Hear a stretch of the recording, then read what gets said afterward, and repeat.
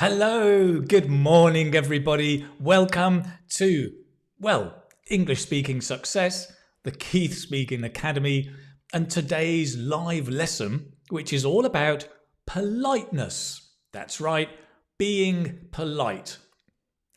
We're going to be looking at vocabulary, some idioms, we've got some listening activities, we've got some really bad jokes, and lots more stuff coming up very, very soon. Let's get started with a little bit of this.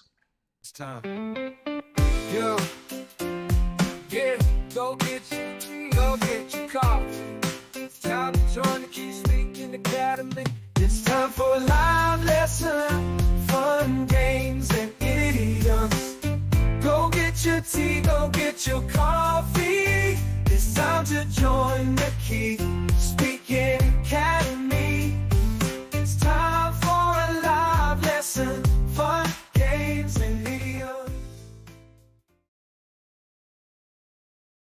That's it. Go get your tea. I've got my coffee today, but whatever your beverage of choice is, that's absolutely great. Lovely to see you all here. We've got all the way from Ethiopia. We've got Temesgen, Adgatku. Lovely to see you here. Let me make this a little bit bigger. Aldo, all the way from Italy. Lovely to see you here. And Makoto, lovely to see you. Good morning, Hannah as well. We've got Hang Yam, nice to see you here as well. Caroline from Brittany, very close, fairly close. And not too far away from Spain, right? Munam Chaya, all the way from Morocco, lovely to see you here as well. Nargiza, nice to see you here as well. Good. The temperature now is 33 degrees. I know, roasting in France and Italy, Spain, and kind of the center of Europe. Great. Hello from Nigeria. We've got people from all over the world. Lovely to see all of you here. Very nice. So welcome to the live lesson. If you haven't been here before, it's your first time, welcome. Very nice to meet you. My name is Keith. And I'm from where am I from? I'm from the Keith Speaking Academy.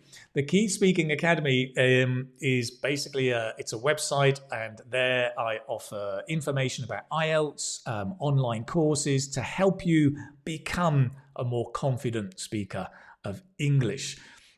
We've got a Facebook page, we've got Instagram. I'm not on Instagram very much, but there is a page there as well if you want to follow me. If you're here on YouTube, do remember subscribe and turn on the notifications. Lovely. As I mentioned, today's topic is politeness. It's going to be an interesting topic.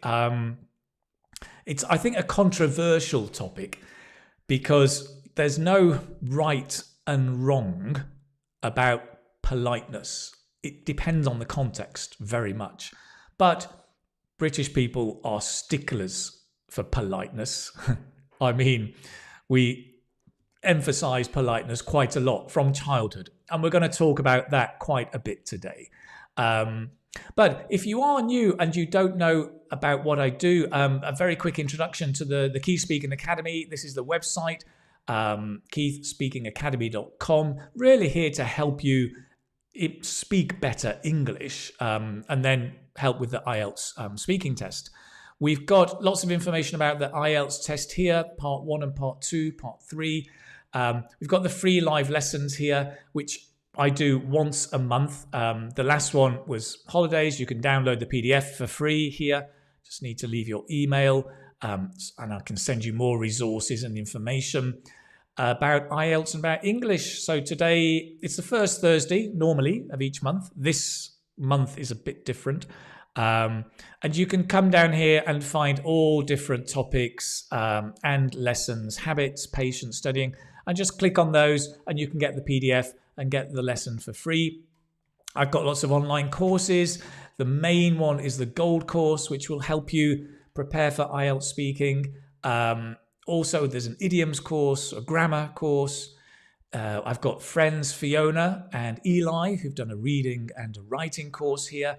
There's a vocabulary vault, which is based on the live lessons to help you improve your vocabulary for IELTS. There's a free course here as well if you want to join there. So lots of stuff for you there that you can find out about. So that's it, the Key Speaking Academy. What are we going to do today? Let me explain today's lesson and then we'll get stuck in. Today's lesson then, I'm going to look at the topic of politeness, as I mentioned, obviously. We're going to look at different aspects of politeness today. And I'm going to kick off, as normal, with vocabulary, because you do need to pay attention to the words.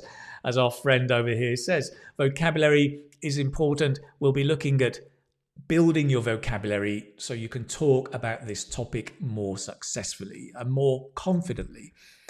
We'll be looking at some polite dialogues. I'll be looking a bit at the backdrop of the British culture, because I'm British. I'll talk about what I know, and the role politeness plays in our dialogues and our conversations. After that, as always, we'll look at a few idioms. We're going to focus on different idioms. What on earth is this idiom? Well, we'll be finding out later what that is all about. I've got a dad joke, of course, always to give you a laugh in the middle of the lesson.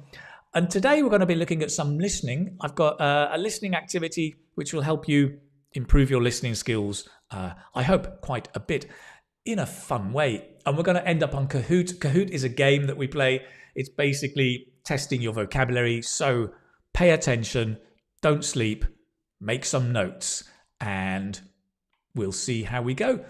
There is a PDF to today's lesson. At the end of the lesson today, I will edit the PDF. I'll just write it up new, and then you will be able to download from the website, right? Remember the live lesson tab. You'll be able to go here later tonight. I need a few hours to do that, and you can download the PDF. Okay, so that's it. How does that sound? Sound good? Let's see. Here we are. We've got, is that Lee? I think. Lovely. Great. We've got Mario. Hello, Mario. Good to see you here. Hello from Azerbaijan. Lovely. Nice. And we've got hello from Italy as well. Luthia. Good to see you. And Uzbekistan. Welcome, all of you guys. So we're going to focus on the lesson now. Let's begin. Let's do a little warm-up first of all, okay? A warm-up quiz for you. So imagine, right, that you are eating dinner with friends. You want the salt. So you're sat around the table. You want the salt, which is at the other end of the table. Which is the best phrase to use? Is it A, give me the salt? B, could you pass me the salt? Or C, would you be so kind as to give me the salt?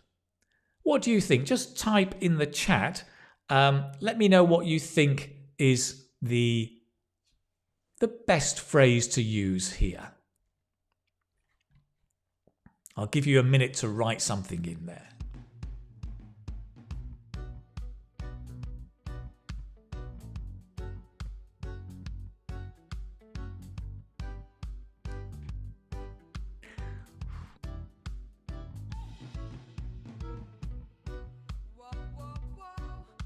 Hello, Brian.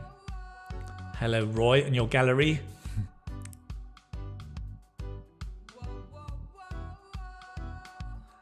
Wow, looks like everybody, almost everybody. Artyom, good to see you here again. Nice. I like the beard. A lot of B's. Yeah, Chris, nice. Good answer there. Jose Miguel, good. Victoria. I think everybody's saying B. Oh, I've got one or two C's. A few more C's. Okay. Interesting. Okay, good. So, some interesting answers. Let's have a look. I would say, in this context, I would say, could you pass me the salt? Okay, could you pass me the salt? Because generally speaking, give me the salt, this kind of imperative, do this, do that, give me the salt, pass the salt, is quite strong in English, especially for British people. Even if you say, give me the salt, please, it's the imperative, right? This, do that for us is a little bit strong. So normally we use questions. And if you saw my video on the Facebook page, it's about that idea that we tend to use questions to be polite. Instead of give me the salt, could you give me the salt? Instead of open the window, could you open the window? Instead of shh, be quiet, could you be quiet? Okay. You may say please, could you be quiet, please? Okay. We use please and thank you a lot. But the question, that's the key, right? Is asking the question. The last one, as Christina said, would you be so kind as to, is too formal. It's too polite. It's just not natural conversation. I think that would be a bit strange to say that. Would you be so kind as to give me the salt? If you were having dinner with the king, maybe.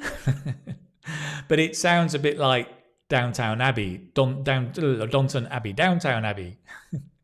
It sounds a bit like, you know, old-fashioned and a bit formal. So I would go with B. Now, that said, here's a very, very important thing, right? I think we need to be careful of stereotypes. So a lot of people think, yeah, British people, they're very polite. All the British people have this bowler hat, an umbrella, hello, good morning, we're all very, very polite. Please, thank you, sorry. It's not true, right? It's just not true. It's a stereotype. So when we talk about politeness, be really careful of stereotypes.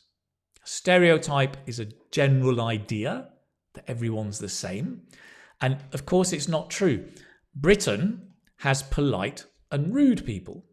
Polite, rude is the opposite, not polite. Just like every country, right? And indeed, the level of politeness will depend on different things. It will depend on the person, right? Generally speaking, I'm quite a polite person. I have a friend who's much less polite. He's much more direct. He's British, but boom, he's much more direct. It depends on the person's personality, right? It depends on the relationship with the other person. If you're talking to your father or your friend or your boss or your children, your politeness will change. It depends on the situation. Is it dinner? Is it meeting? Is it relaxed? Is it with a lot of people you know or don't know? It will depend. And it'll depend on the mood, right? I am not always polite.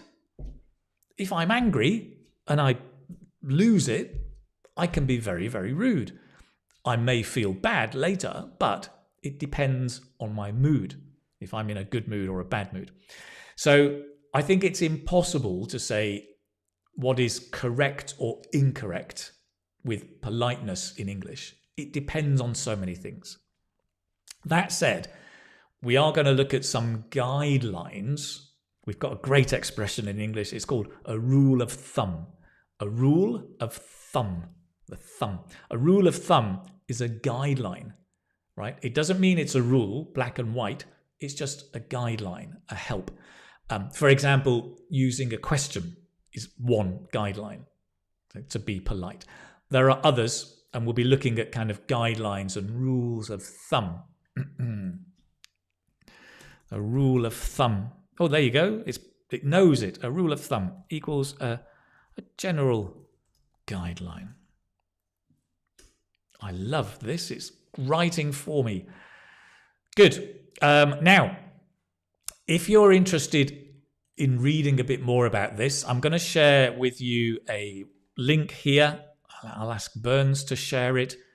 Burns, who works with me, I think I can share it as well, actually. But let me show you over here.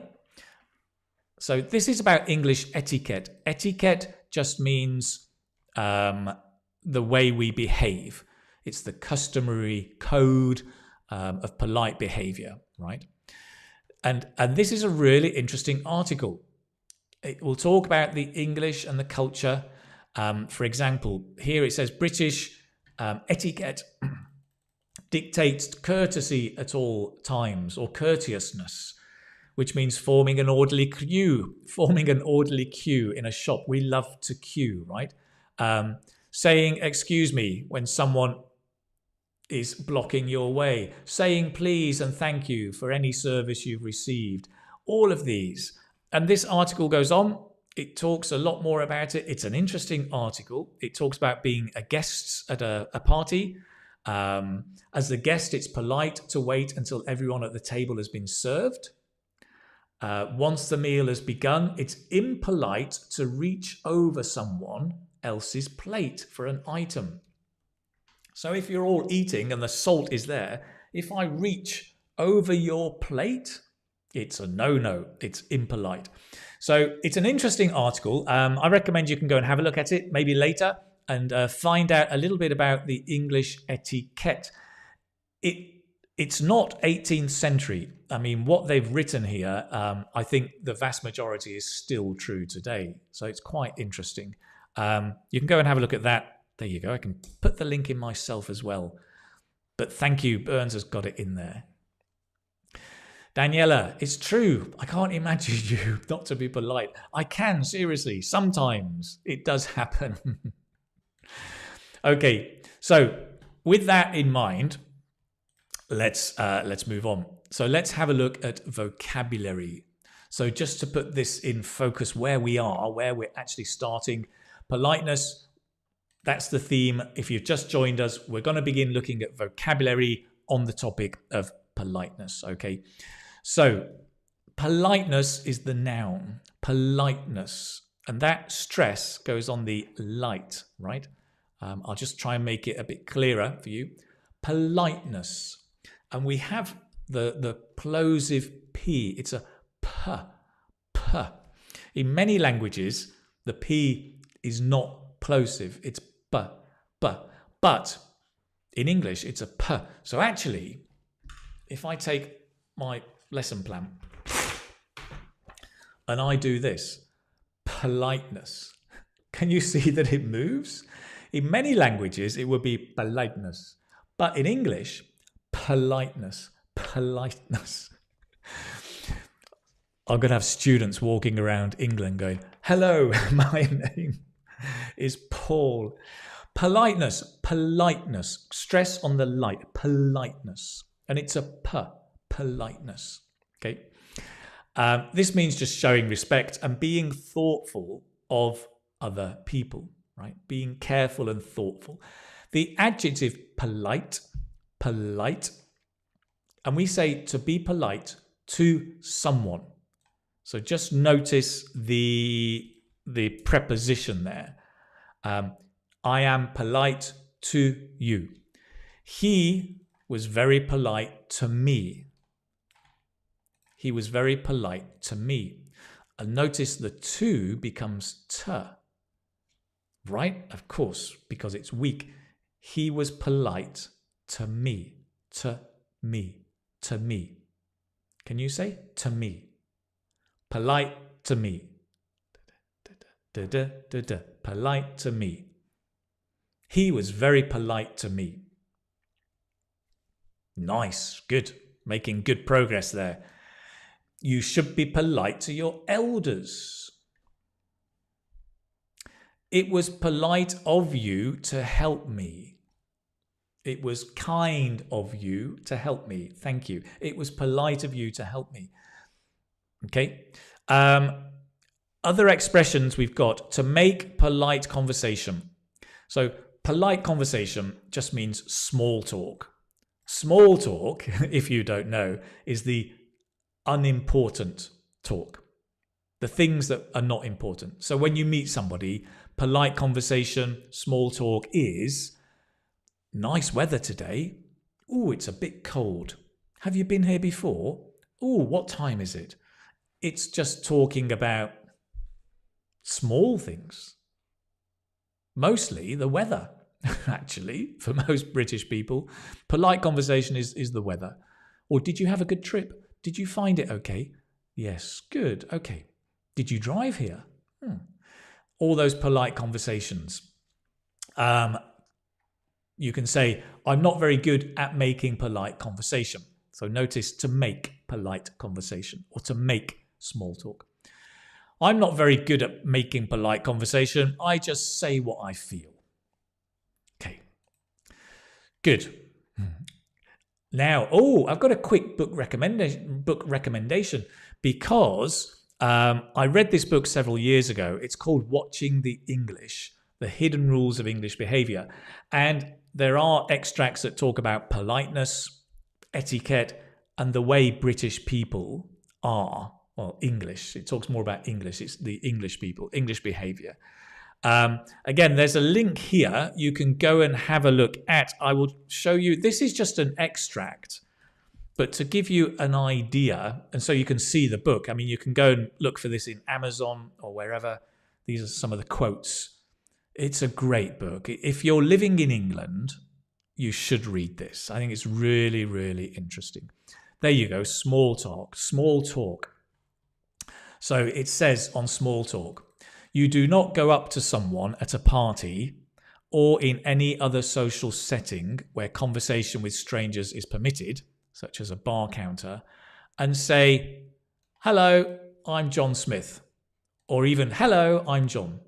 In fact, the only correct way to introduce yourself in such settings is not to introduce yourself at all, but to find some other way of initiating a conversation, such as a remark about the weather. The brash American approach, hi, I'm Bill, how are you? Particularly if accompanied by an outstretched hand and beaming smile, makes the English wince and cringe. Wince and cringe is, hi, I'm Bill. We hate that. We don't do that in England. Hi, I'm Keith. We just don't do it. When you meet somebody, you say, oh, nice weather. You never introduce yourself. It's an interesting extract. There are different quotes here, but you can go and check out the whole book, Watching the English. I do recommend it, especially if you are living in England. I think it's really valuable. I think it's well worth picking up. Get it in Amazon or somewhere similar, wherever you get your books. Okay, coming back to being polite. Well, let's come back to you. Let's see. Lena, that helped a lot. Good. Great. Mosen says, I think you're so polite in every situation. Maybe. Lena, Keith, tell me the difference of a verb and a noun. Well, Lena, a verb is a doing word. A doing word is some action like run or swim or speak when you do something. A noun is normally a thing, an object, like a cup or a coffee or a pair of glasses, normally. Okay, very, very simple. Okay, good question though. You'll always introduce the weather first. Yes, exactly. Good. Okay, excellent. There's another recommendation here. This is from Mayor Pascal. I recommend a book called How to Be a Brit. Fantastic. Good. Sounds good. I'm just going to make this slightly bigger, a bit easier to read. Thank you for that recommendation. Nice. Thank you very much. Do appreciate it. Let's get back into synonyms. So synonyms are words with a similar meaning. Not exactly the same, but similar meaning. So synonyms for polite. So these are adjectives, right? We can say respectful. Again, I should mark the stress for you. And you can just say it with me. Respectful. Well-mannered. Courteous. Not core, courteous. You can see the courteous. And stress the first word, right? The first syllable. Courteous. Courteous. I am courteous. You are courteous, I'm sure. Civil. Civil. It's a V. Civil. Civil meaning polite. Civil. Civil. Not Sybil, which is a name, but civil. Civ. V. Civil. I'm civil. Please be civil. Don't argue. Be civil. Other words which are similar are tactful and indirect. Now, tactful and indirect is not polite in the same sense. It's polite in that you are not saying something directly. Okay, so let's imagine you're talking about somebody who is obese or fat. Now, nowadays, we don't use the word fat.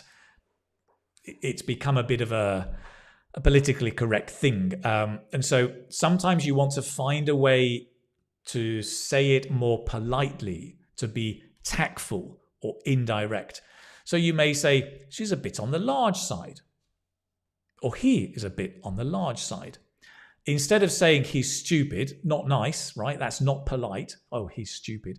He's not very clever. He's not very clever. And yeah, I heard this in the news very, very recently, talking about the riots in the UK, and some of the officials were saying, yes, the people who are out rioting are not very clever, not very smart. It's just an indirect way of saying he's stupid. Okay, so tactful and indirect, that idea of saying it in another way. Okay, synonyms, antonyms, which is the opposite meaning. So the opposite of polite, impolite, impolite. Rude, offensive.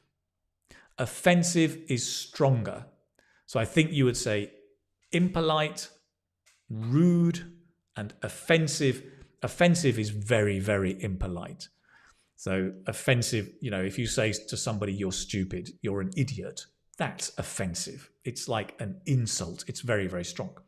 Impolite could be you forget to say thank you. That's just impolite. But offensive is much, much stronger, right? Okay.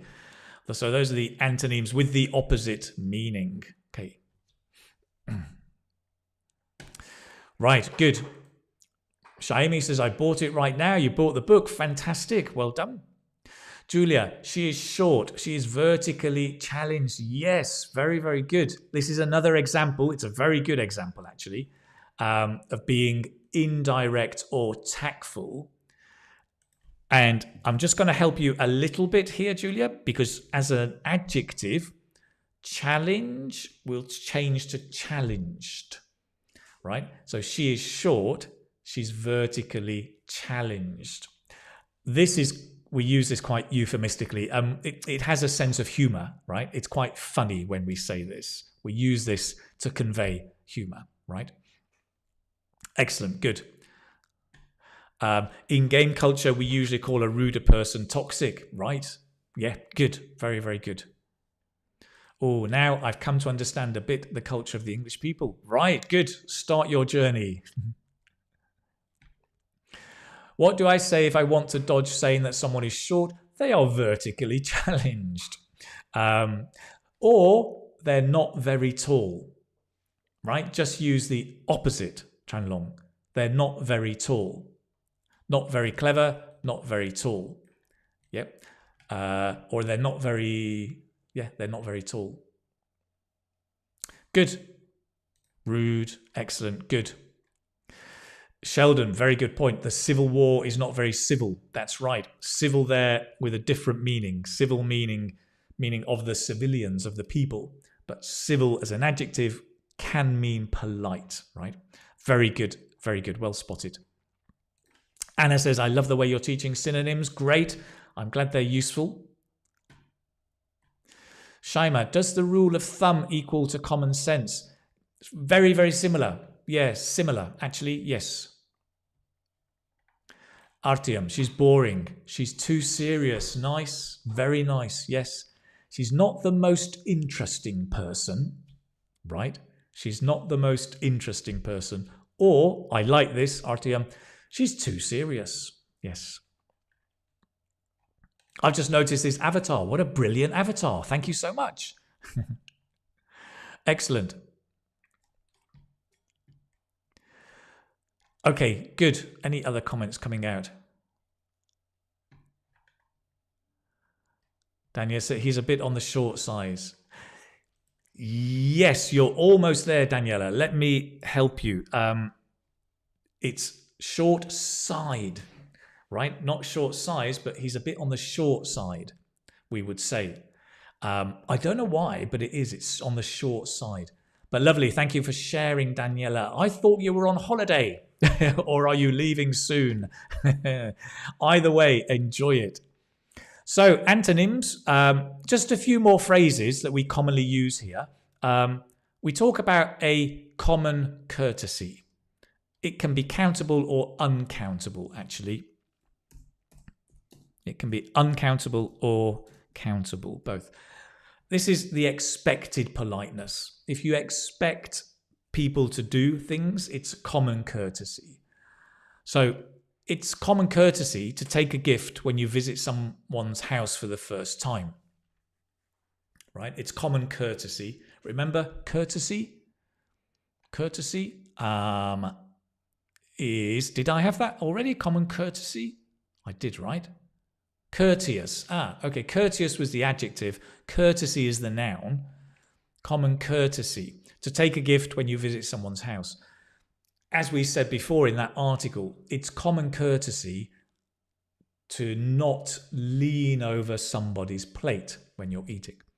It's common courtesy to talk about the weather when you meet somebody, maybe. If you go to somebody's house for dinner, it's common courtesy to take a bottle of wine. In England, we'd take a bottle of wine, maybe some flowers or a dessert, maybe. Yeah, common courtesy. In England, personal space, the space we have around us, is very important. There's a bit of research on this that says the personal space that British people expect is about 1 meter. So it's about, well, that far. And if somebody comes into that space, it's not common courtesy. It's a bit of a surprise. In fact, if a person comes into that space, the British person will move away to establish that meter. And I noticed this with Spanish people because the personal space is much shorter and Spanish people will come much closer.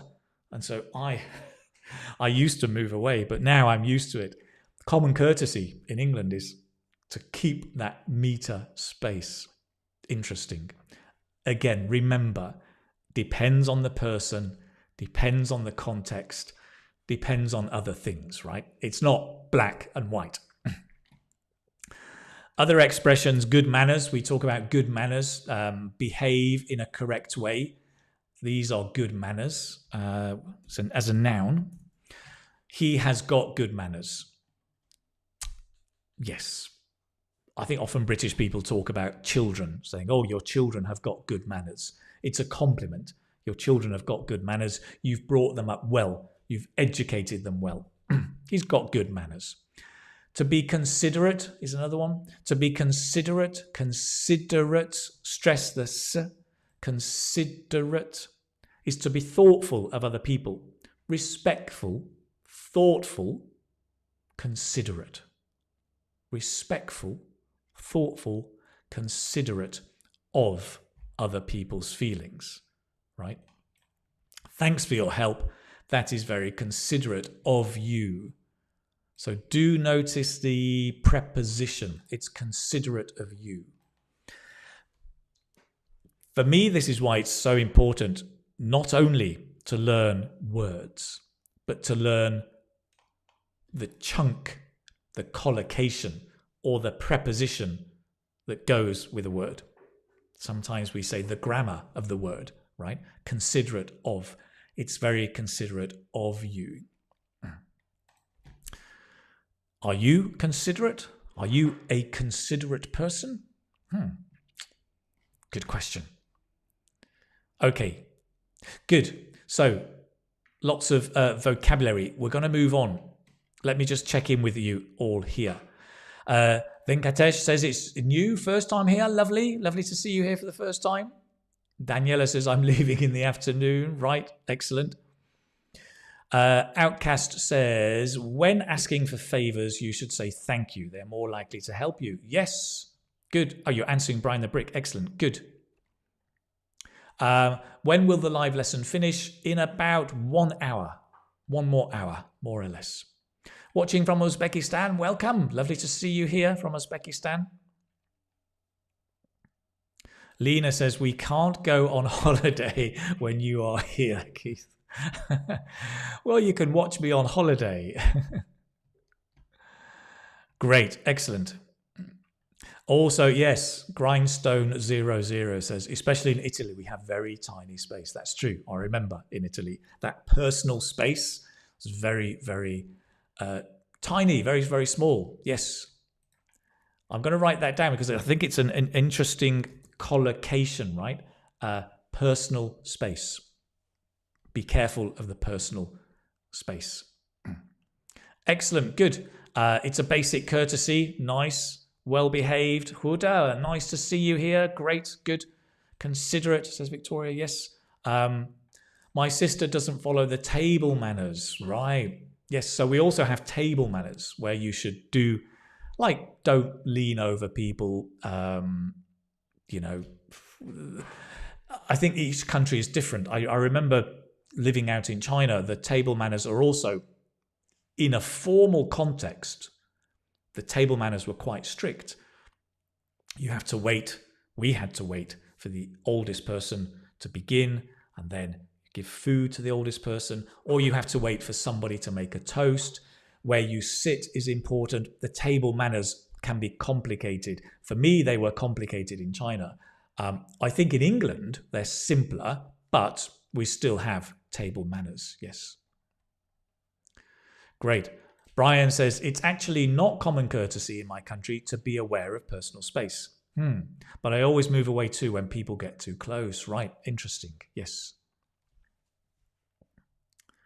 How to say, please keep your distance. Ooh, that's difficult, right? Because keep your distance is quite strong. And I think it's very hard to say that in a polite way, right? Step back, please step back. It sounds like a policeman, right? If I say, keep your distance, please stay back, sounds like I'm being a policeman. I think that's very difficult, actually. I think you'd probably have to make it clear. You know, as a British person, I would probably stand back and say, oh, excuse me, or if you don't mind, or excuse me, and just step back to keep that space, but say something or indicate, you know, excuse me, so that they understand what's happening. Because some people will click and some people won't get it. Depends on the culture. Very good question, and it's a really difficult one to answer, actually. Yeah. Venkatesh says, staying abroad enables you to become a more considerate person. Yes, I agree, because you begin to understand other cultures and you have to think of other cultures and how they may be different or similar to yours, right? Okay, great. Rivano from France, welcome. Nice to see you. And Tajina from Bangladesh, lovely. And Ali from Afghanistan. Welcome, all of you. Okay. Yeah, okay, just looking at the comments. Good, let's move on. Where are we? We are in my office. Vocabulary.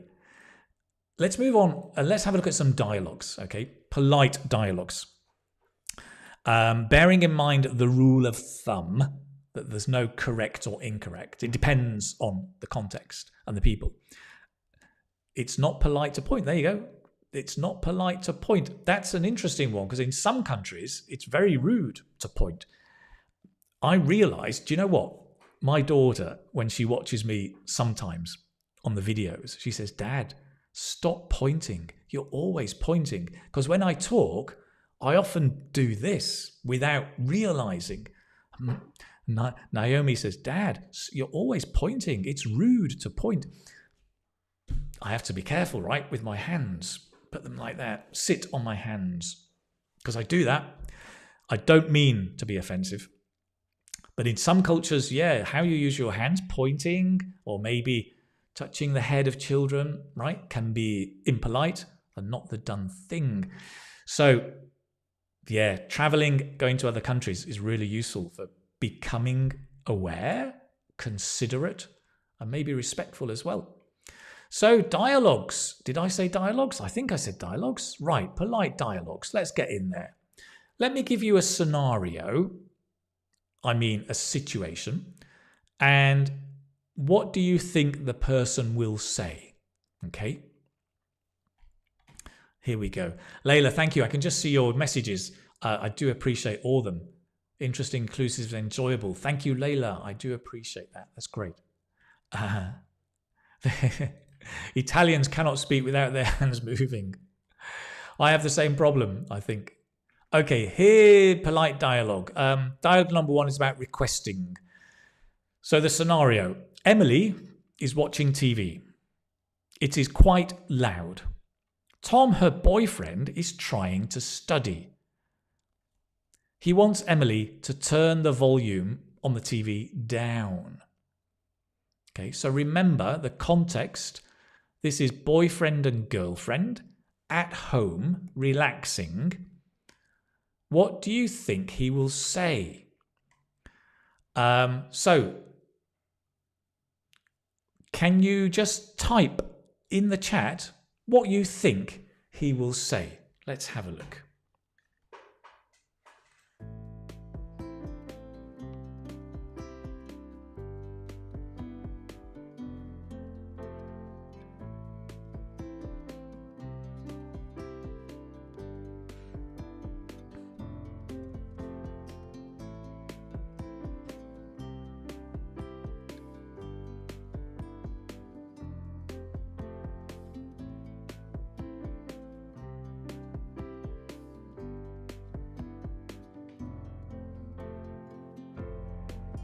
Nice.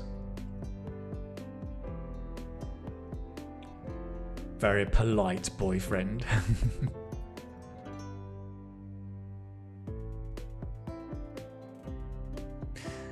I like it. Could you turn the volume, please? Nice, Luca. Mojde, interesting. Honey. Would you please volume down? Okay. Interesting. My love. I love this. Intimate things.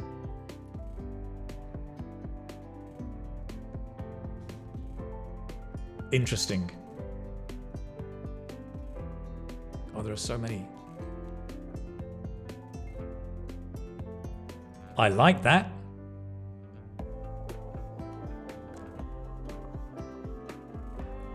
Interesting. Just be careful with the grammar, but very nice.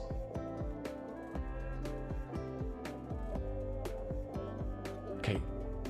Short and simple, right? Also, but with a please. Okay. Excellent. Very, very nice. Some lovely answers there. So let's look at some possible answers. I think generally all of those were good. I think because it's boyfriend and girlfriend at home, it's going to be fairly simple and direct, but polite. So I would say possible answers, right? Will you please turn down the volume?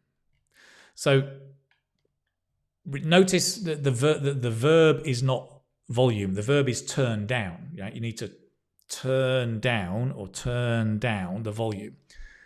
Will you please turn down the volume? So we've used please, maybe. And it's a question, will you? Or could you? Could you turn the volume down? Or could you turn down the volume, right? You can say turn down the volume or turn the volume down. Okay. Turn the volume down, will you, Emily? So you can begin with turn the volume down and then use the will after. So you can use will after or you use will at the start. Both of those work. And I think those are very normal answers. Could you turn the volume down? Of course, you can add honey, love, my dear, things like that, please. You can add all of those to just make it softer and more accessible. Slightly more polite answers. I think a little bit more polite, but not much more. Do you think you could just turn the volume down for a while? Okay. So do you think you could? So instead of saying, could you, do you think you could? Okay. So if you compare to this one, could you turn the volume down? Do you think you could turn the volume down? So you're just making it more indirect. And we switch, we invert. Could you, do you think you could?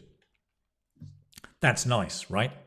Do you think you could just turn the volume down for a while? So what he's doing here, he's using what we call in English hedging. And hedging is to soften, to make it softer. Things like honey, love, my dear, please, it's to soften, right? Just, we can use to soften. Here, for a while. This is softening it, right? Because to let her know it's not the whole evening, just for maybe 10, 20 minutes. Just you can use anywhere. Will you please, I could here. Will you please just turn down the volume? Just, right, just a little bit. Could you just turn the volume down? So you can use it anywhere, actually. Just is a very nice word to make things softer.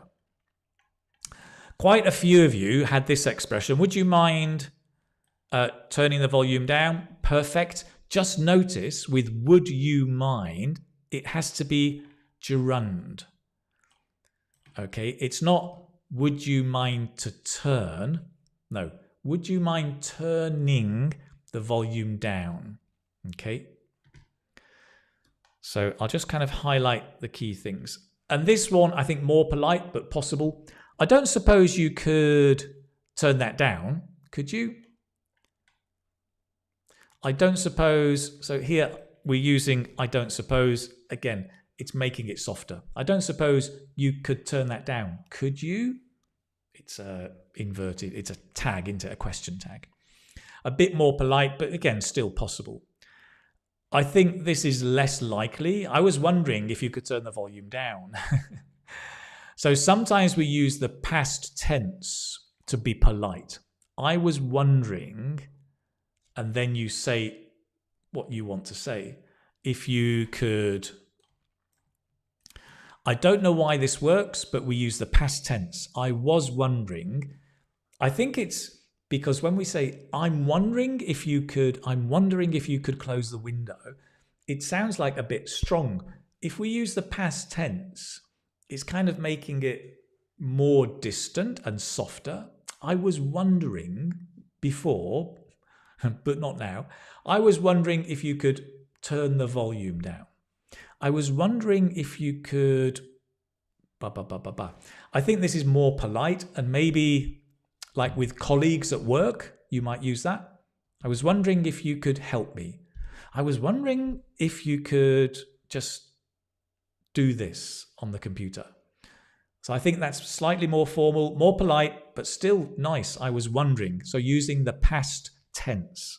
Okay. So we've got the use of will you, could you, using do you think you could, do you think you could, would you mind, I don't suppose, and I was wondering. And then you've got all these things to hedge or to be softer. Honey, love, my dear, just, and maybe others. Okay. So that is a very good guide to possible answers on being polite. Let's have a look. Just a few others. I'll just comment on one or two. Eva says, could you turn it down, please? Perfect. Jane, I'm going to come to yours in a moment. Ahmed says, please turn the volume down. Perfect. Hey, turn down the volume, please. Yes, yep, could be. Lily, it would be thoughtful of you to turn the volume down. Emily, I'm trying to focus. That's very polite, Lily. Oh, I think that's super polite. Maybe a bit too much, maybe. Could you turn the volume down, please? It's disturbing. That's good. Yeah. Now, Jane had this one. Do we have earplugs? Do we have earplugs, Emily? And I love this because what's happening here, I just put it in the plural, Jane, is that Tom is being ironic. He's being funny, right?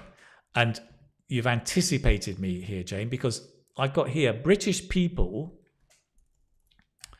are also looking for a chance to use irony, right? Or be ironic. Ironic, which is basically funny, right? Making some kind of a joke. So Tom might say, in reality, right? Tom might say, can you turn that up? I can't hear a thing.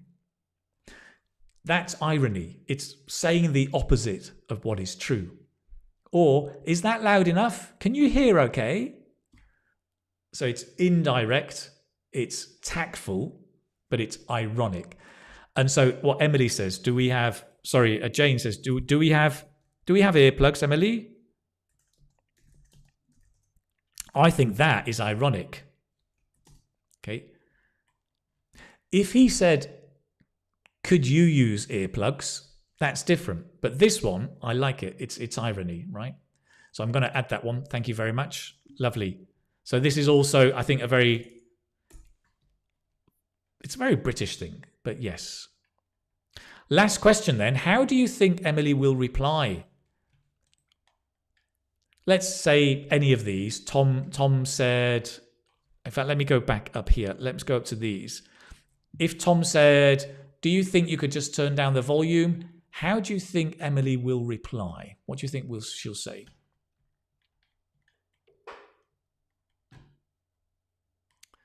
Let's have a look. Sarcasm. Yes. Yeah, Brian, good one. Is sarcasm or irony? Is it polite? It's ironic. It's not polite. It's ironic. Sure, no probs. So sorry, honey. I wasn't aware of it. Lovely. Good answers. Yes, of course. Sure, hun. Sure, honey. Sorry for doing it. Yes. Of course. Yes, I will. Excellent. Yes, sure. No worries. All of these are good. Very, very good. For sure. Certainly, I will turn down the volume. Sorry about that. Brilliant, Chris. Sorry, honey, without a doubt. Sorry, honey, without a doubt. I'm not sure I would say without a doubt in this context. That sounds a bit strange. I think sorry, honey is good enough. Yes. Of course. Yeah, sure. Why not? Yes, I can. It's not a problem.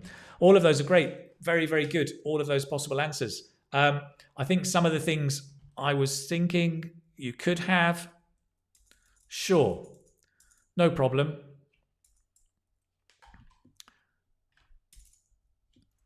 I like no probs. That's more informal. It's great. No worries. Some of you had. Great. Of course. Absolutely. Somebody had that. Absolutely. Nice. All of those are possible. Yeah. She may be negative. She may say, well, I'd rather not. I'm sorry, I can't. So she could give a negative answer, right? Depending on the context. Okay, excellent. Let's listen and see what they really said.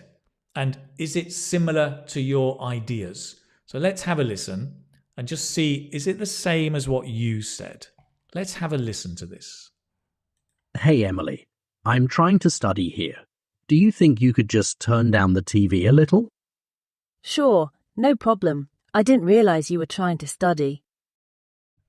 Right. That was similar to what some of you said, right? Hey, Emily. I'm trying to study here. Do you think you could just turn down the TV a little? Sure, no problem. I didn't realize you were trying to study. Okay, excellent, good. Here, you can follow it one more time. Hey, Emily. I'm trying to study here. Do you think you could just turn down the TV a little? Sure, no problem. I didn't realize you were trying to study. Yeah. So notice he's giving a reason, right? It's very clever. Tom's a clever guy.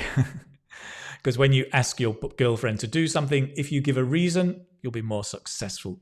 Do you think you could just, he uses just, a little, as again, that's also softening. And Emily says, sure, no problem, and then explains or apologizes. Oh, I didn't realize you were trying to study. Okay. Excellent, good. Let's move on to another situation. But first,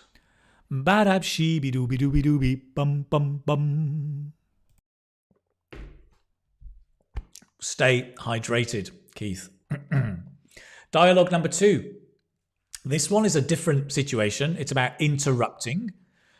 So here's the scenario. Tom is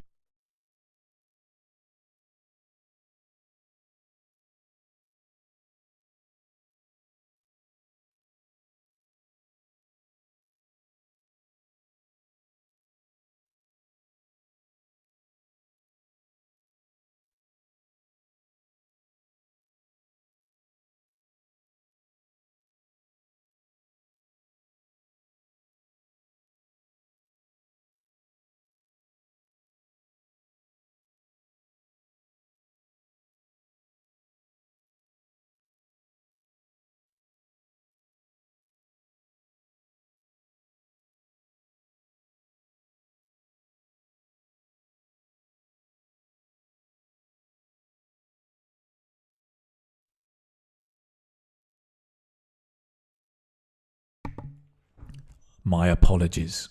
It was when I knocked the microphone, right? I went off. Can you hear me now?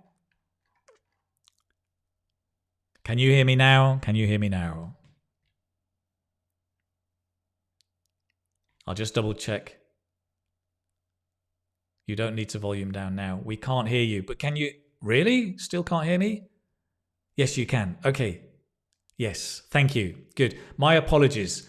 Yeah, I knocked the microphone. So, where was I? Well, dialogue 2. Let's just go in. Dialogue 2. So here, the situation. Tom is at work in a meeting with his boss and other colleagues. His boss is explaining something. Tom realizes his boss, the woman, has missed an important point. He wants to interrupt her and tell his boss this. Okay? So the context is work. The relationship is worker, boss.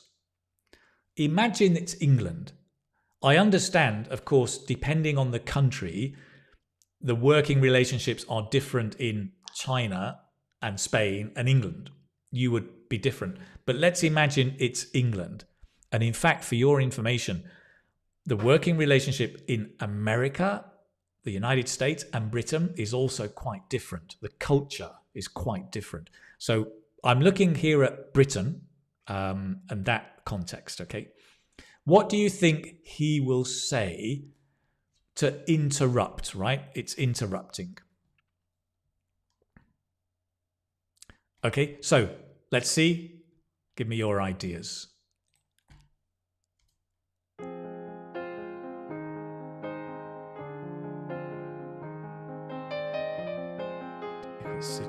Yes, it is a difficult situation.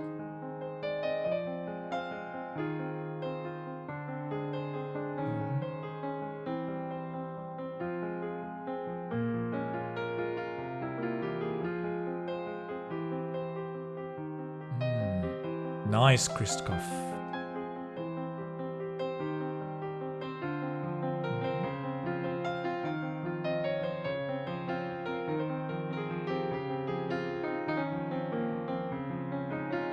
Nice, Cesar.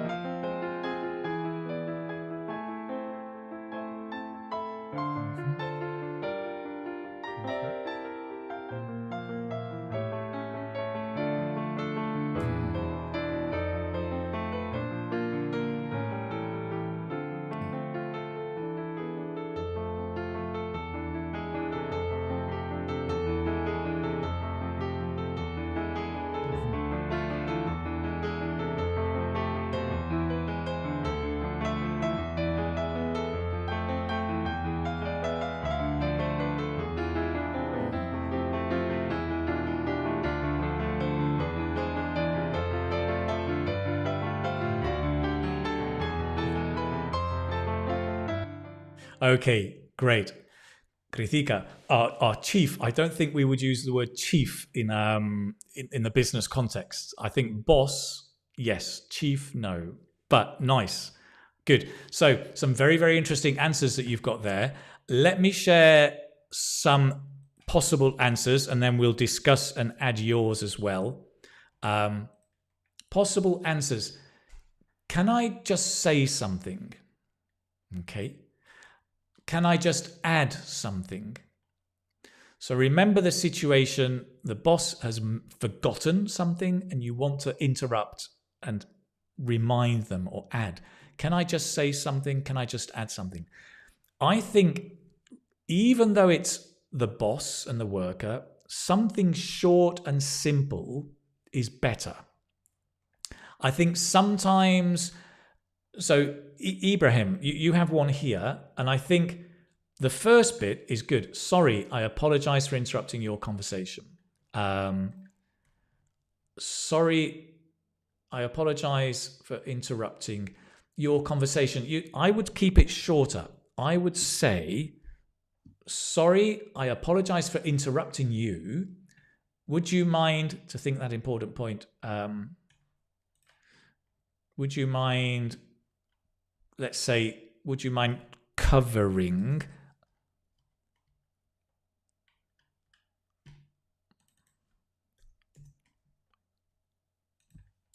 I would say something like this. Would you mind covering an important point that you have missed?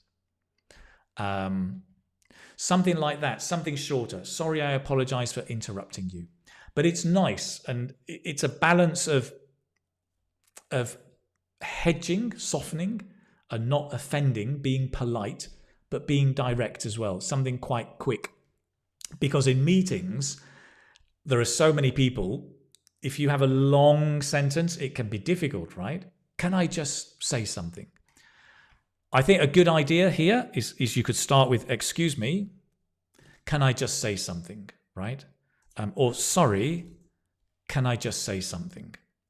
So all of those are good. So again, it's hedging. Excuse me, can I just say something? Sorry, can I just say something? Or can I just add something? Another very common way is to use if. If I could just say something, I think you've forgotten da da da da da. If I may add, I think you've forgotten da da da da da. So this if I could or if I may is a really nice, polite way to interrupt. So we can say, can I just say something? Can I just add something? We can use hedges to soften, excuse me, sorry. And some of the other things, let me see. Somebody said, and I like this, can I just chip in? And chip in is a really nice one. Can I just add? Can I just chip in? But without something, right? You can't chip in something. Can I just chip in? I think you've forgotten ba ba ba ba ba. Nice. Negar has got may I add? Can I? So I like that. Yeah, you can say may or can. Let me make it clearer. Can I just say something? May I just say something? May is even more polite, and so could be really appropriate here. I think very, very good. May I just say something? So Nigar, thank you for that. Great. Anything else? Sorry, sir. Excuse me. I just need to tell you. Yeah, the just again, you're using just is good.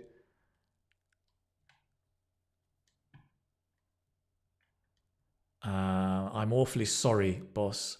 I'm awfully sorry, boss. Yeah, I'm awfully sorry. Now, so a few people are using the word boss. Mohammed says, sorry, boss. I guess you missed something. When you're speaking to your boss, if you're in Britain, don't use the word boss. It's not polite at all. Sorry, boss. Boss is really for us, it's an ironic word. It's irony. Do you remember the irony with Tom and Emily? Going back here when he said this one, being ironic and being funny. So with friends is good, but if you say boss, it sounds like you're being sarcastic.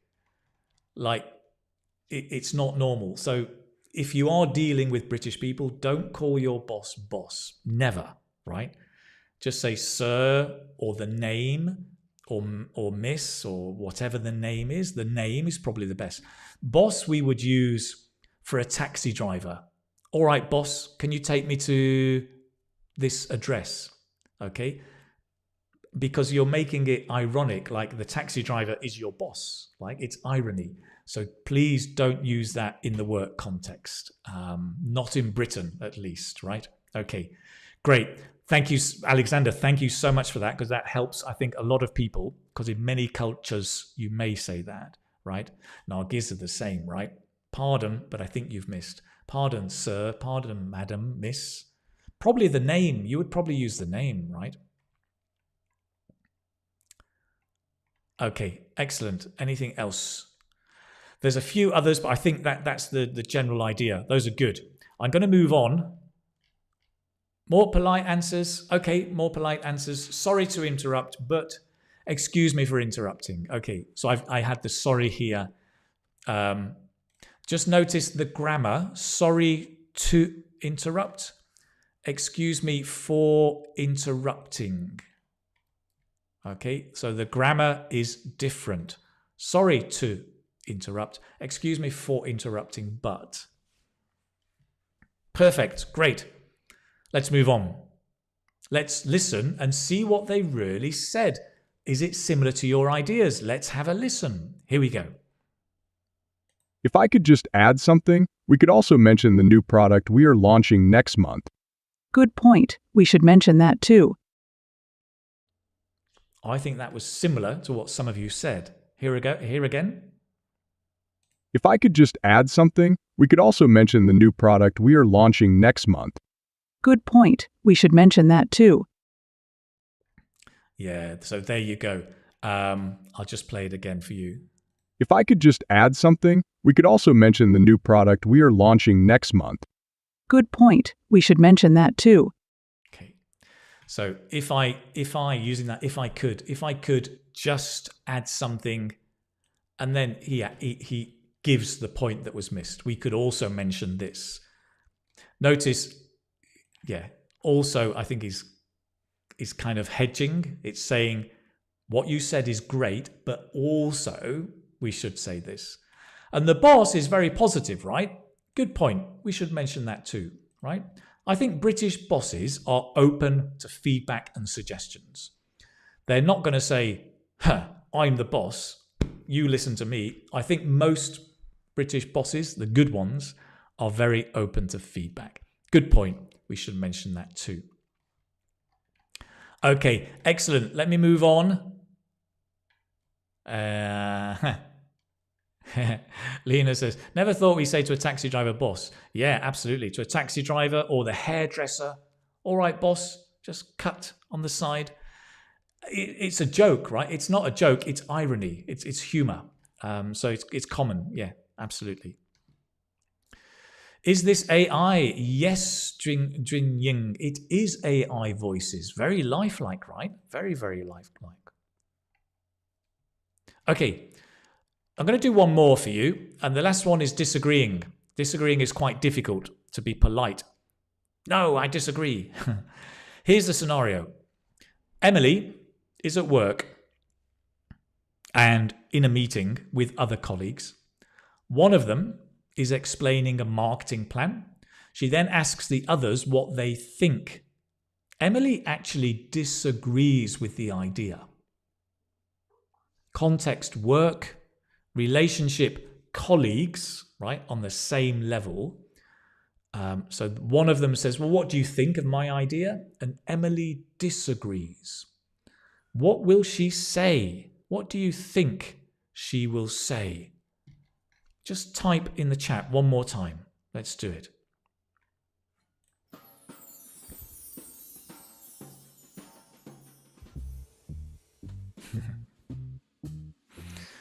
Mohsen says his wife is the boss.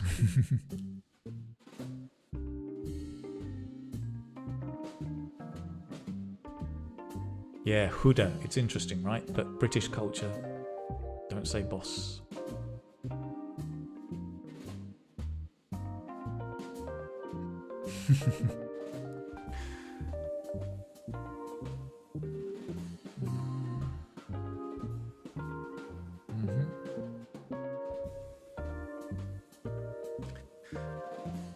Hello, Kanwal.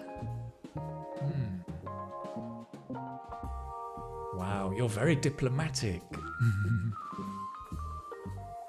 Nice, Natalia. I like it. Helen, good.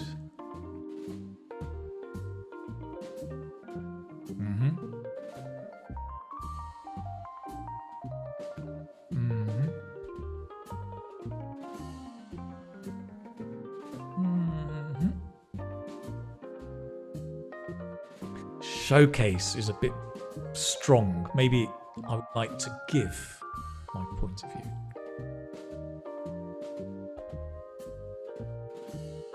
Nice and simply, yeah. Good, runner. Nice.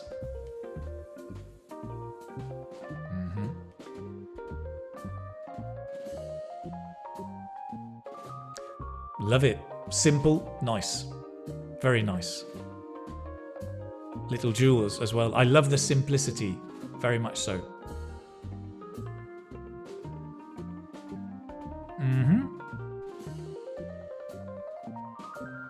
This is nice.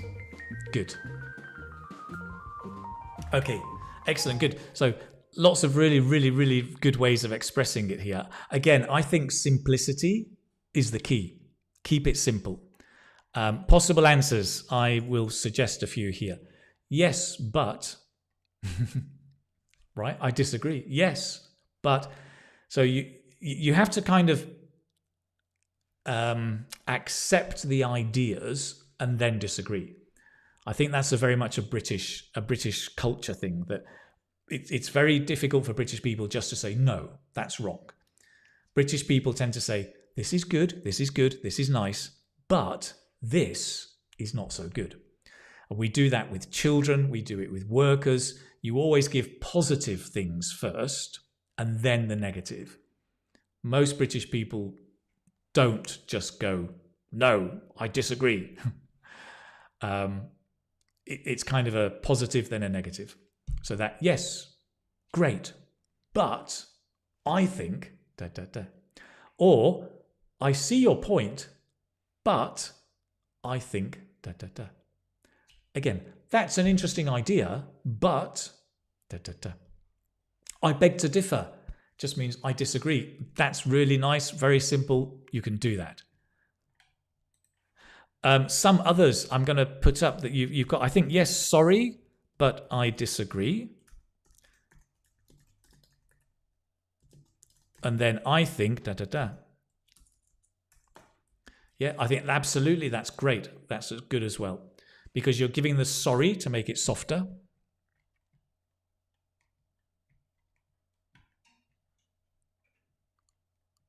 Sida, I like this one. I'm going to share this one. Don't get me wrong, but is a nice way. Don't get me wrong. Right, means don't misunderstand me. But I have another idea. Yeah, something like that is nice. Good. Yep. Abraham, could you allow me to disagree with you? I think that's too polite. Could you allow me to disagree? I think it's too polite. I think something like, I see your point, but maybe you could say in your idea of asking permission, if I may, I actually think, or if I may add, so that idea earlier we had, if I may add, I actually think. So this is kind of your asking for permission. It's similar to your idea, Abraham. Could you allow me to? But that's too strong, too polite. If I may add, I actually think da da da da da. Yeah, and the actually is kind of is the disagreeing. I actually think, and you're so the other person knows I'm going to disagree with them. Okay, great.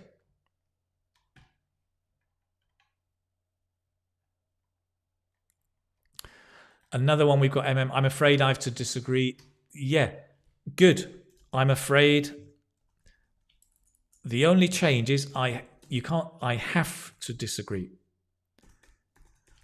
Okay, not I've, because the stress is on the have. I'm afraid I have to disagree. So you need to change that. You can't contract it because it's stressed. So it's I have to disagree. Okay. Lovely. Again, lots of really good answers, but here I think some very simple ways, simple and to the point, of just disagreeing. Okay. Let's have a listen to what they actually said. Here we go. Disagree. It's an interesting idea, but I think we should focus on something different. Suppose we try increasing the price instead. Okay. I think that's similar to what some of you said. Let's listen again. It's an interesting idea, but I think we should focus on something different. Suppose we try increasing the price instead. Okay. And there it is. One last time. It's an interesting idea, but I think we should focus on something different. Suppose we try increasing the price instead. Okay. It's an interesting idea, so you're giving a positive, but I think da da da da da. And then she gives her suggestion. Okay. Brilliant. Some of you, in fact, all of you, some great ideas. They're really good. I obviously haven't got time to go through all of them, but that's great. Good. Lovely. Where are we? What's coming up next?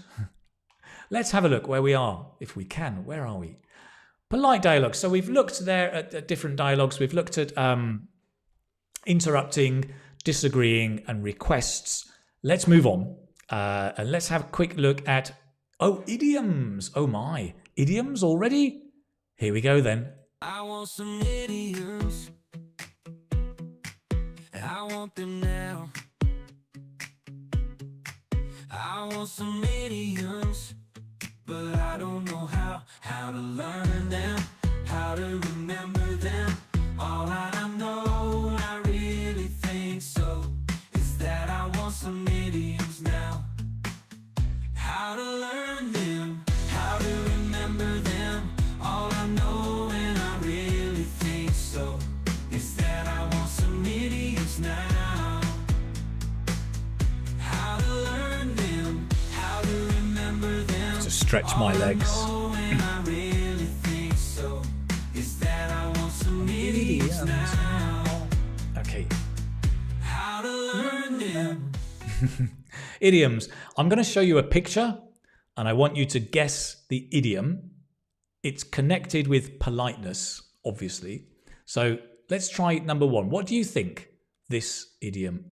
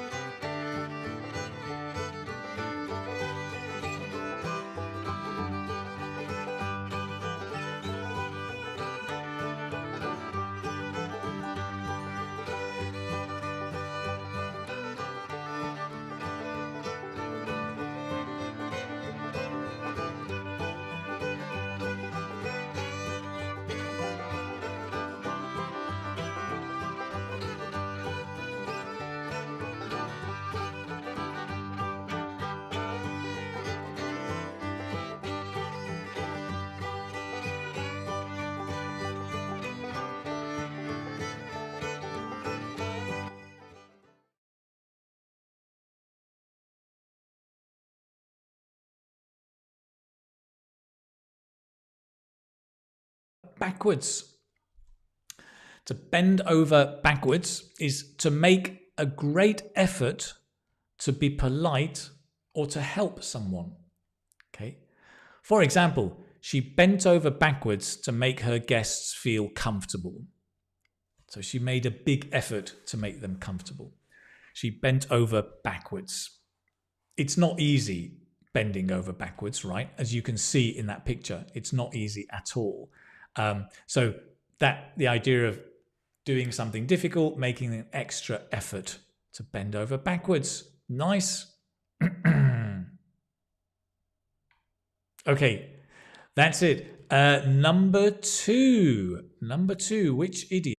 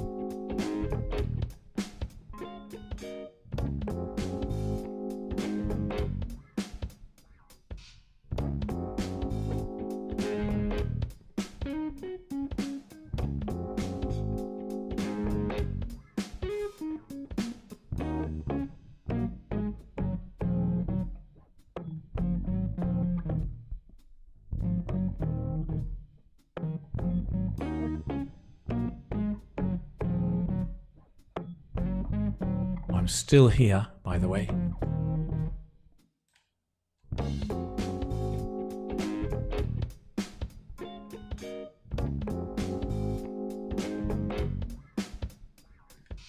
Yeah, you're there.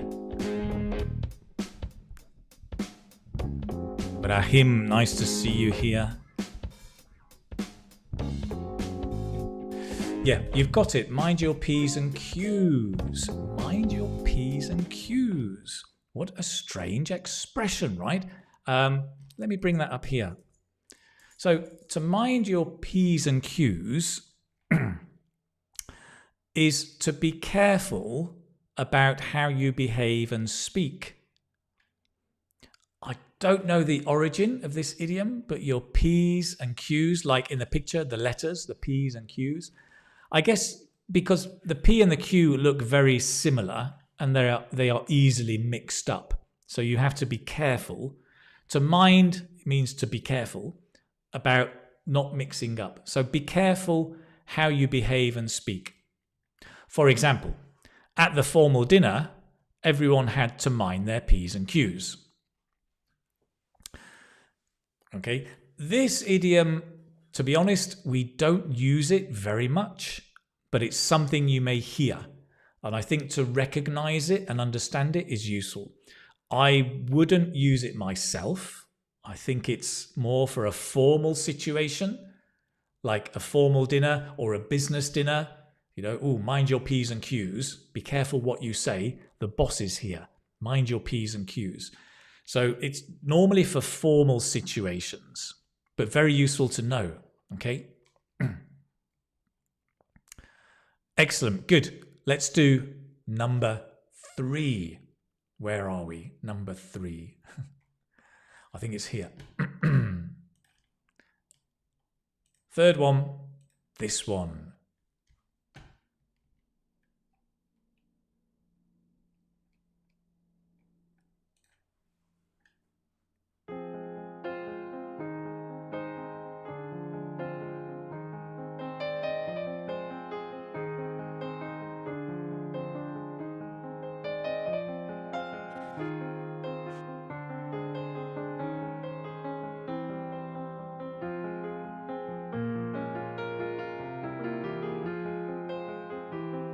Hey, Brian, thanks for that. I didn't know that.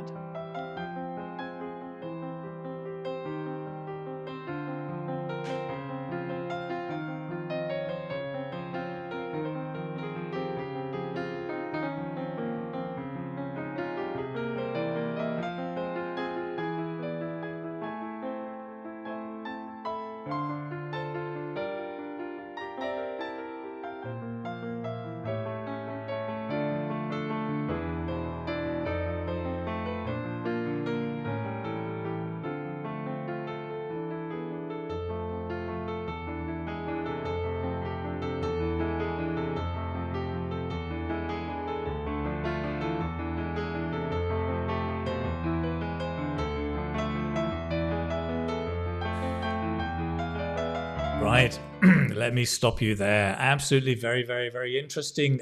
So the one person who got this, there's a lot of B's, but those of you in the gold course will know that the B stands for B-E, B. And this one is B on your best behavior. The behavior here is helping the boy, helping the older person, maybe the granddad, possibly. I know, very, very tricky, right? Not easy at all. Be on your best behavior. To be, so whenever you see the be, it means to be on your best behavior. And it means to behave in the most polite way possible. When meeting her parents, he was on his best behavior. So to be on your best behavior, be polite, behave the best way. Very, very common idiom. It's used a lot. And yes, it's similar to try your best or be your best, a few of you said, but it's specifically about behavior. So if you're meeting, I don't know, a new colleague, or going on a date, be on your best behavior. You're meeting a new boss, be on your best behavior. All those kind of contexts, okay? Excellent, nice, good. Let's have a look at the last one, number 4. The very last one is this one. What do you think this one is?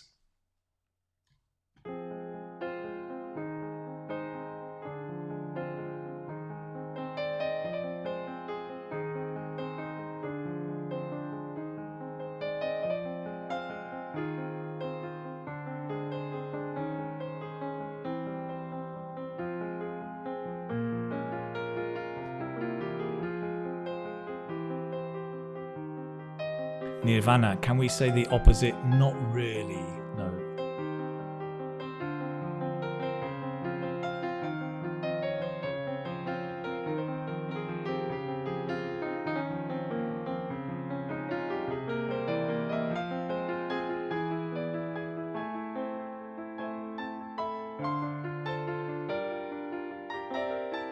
This one was too easy, right?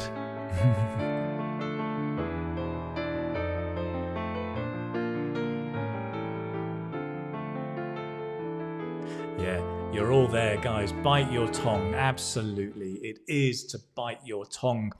To bite your tongue means to avoid saying something that might be impolite or inappropriate, that might be considered impolite or inappropriate.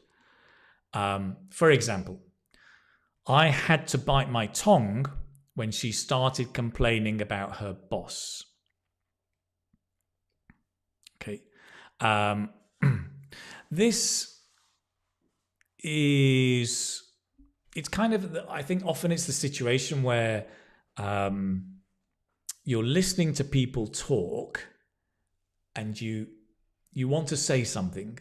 You're maybe a bit angry or a bit annoyed, or you disagree and you want to say something quite strongly.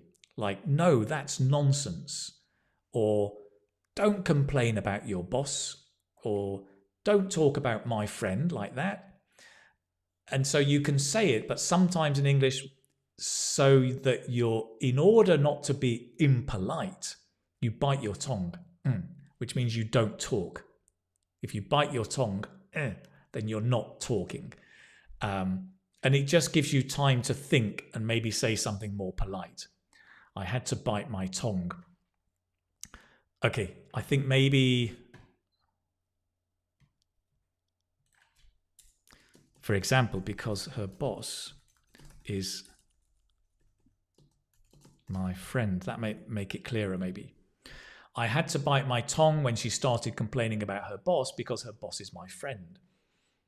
So you don't want to say something. Maybe you should say something, but the idiom is to bite your tongue, right? Don't say something, to avoid saying something. Excellent, good. Natalia says it's similar in Russian, maybe in other languages too. I agree, I'm sure it is, yes. It is besser, it's similar with hold your tongue, right? Means hold your tongue is telling somebody not to speak. Bite your tongue is you decide not to speak. But it's a similar feeling, yes. Samay says, I had to bite my tongue when our students complain against our government. There you go, right. Excellent, good example. And basically, you're right, it is thinking before talking. Excellent. Lovely, very, very nice. Okay, so we've been looking at idioms. What's next after idioms? Oh, it's a dad joke. Okay, then. Dad jokes, here we go. Let me find you a dad joke. A dad joke normally means a bad joke, but let's see. You might like it. You never know. Here we go. Why are tennis players so polite? Da da da. What do you think? Why are tennis players so polite?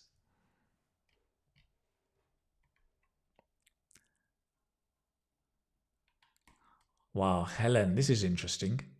In French, it's turn your tongue 6 times on your mouth. I need to learn that expression. That's great. So this is a tough one, right? What do you think? Why are tennis players so polite?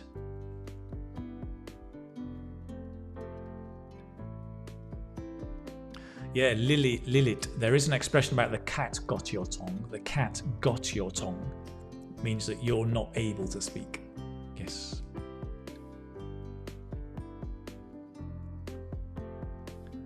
As tennis is a cool game.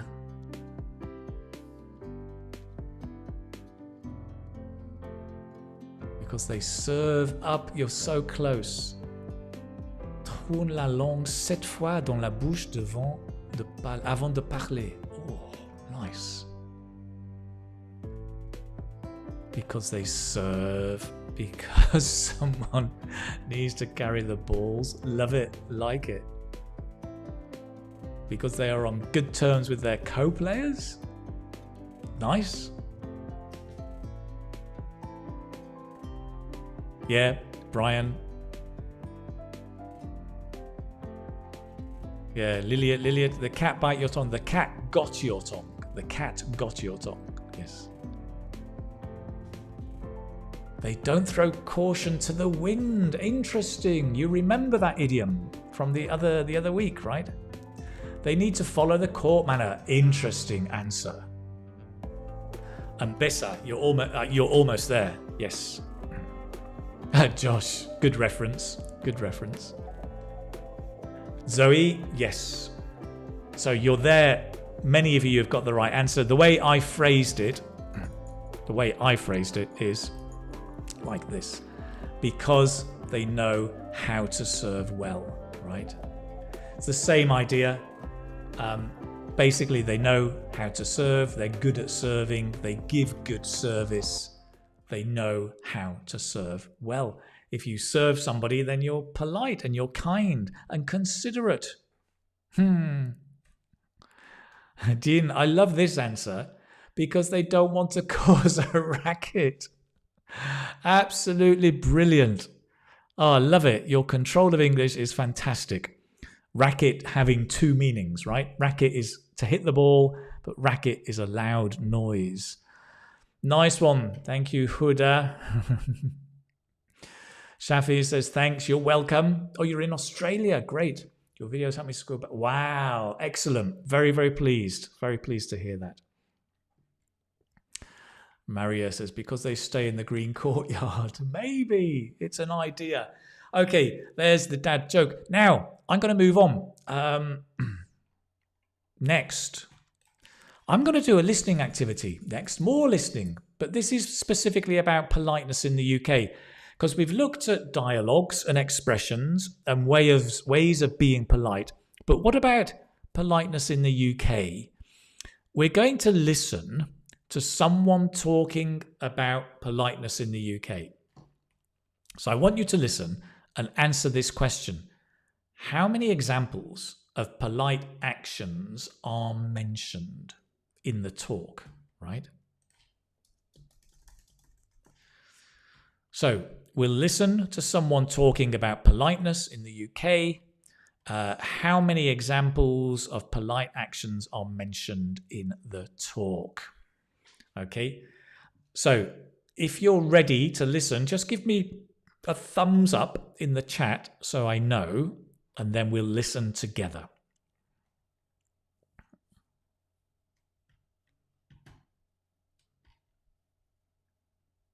Jojo from Algeria, thank you so much. That's a nice comment.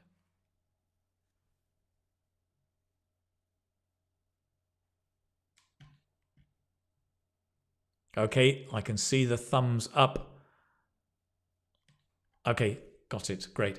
So you're ready to listen. We're going to listen. And the question is, how many examples of polite actions are mentioned? So your answer is 1, 2, 3, 4, 5. How many examples? Very simple. Let's do it. English people, generally speaking, put great emphasis on politeness when raising their children. Children are taught to say please and thank you for absolutely everything. We're taught to say sorry, even if someone bumps into you and it's their fault. It's common courtesy to ask for permission for anything and everything. Oh yes, and we are taught to queue. And the biggest sin in England is to jump the queue. But of course, no one will say anything if you jump the queue, because everyone is too polite to speak up. It would be ruder to embarrass the queue jumper than it is to jump the queue. We are taught to give up our seat on a bus for other people who may need to sit down, and in general to be aware of our P's and Q's. Some say this culture of politeness has gone too far. The British lack sincerity and honesty with their courteous remarks. Well, maybe. But you know, it's mostly just a way of smoothing social interaction. It's our social etiquette. Basically, we fear conflict and want everyone to be happy. Admittedly, this does result in a theatre of over-politeness when two British people interact. For example, "Sorry, is this seat free?" "Yes, it is. Oh, I'm sorry, I had my bag on it." "Oh, no problem, thank you, if you're sure it's free." "Yes, absolutely, no worries at all." I can find another seat." No, really, it's fine." "Okay, if you're sure, thank you." "You're welcome, anytime." So there you have it, British politeness. So thank you for listening, and I'm terribly sorry for taking up so much of your time. How many examples? A fake hacker says 6 or more. Zoe says 7. Any other ideas? How many?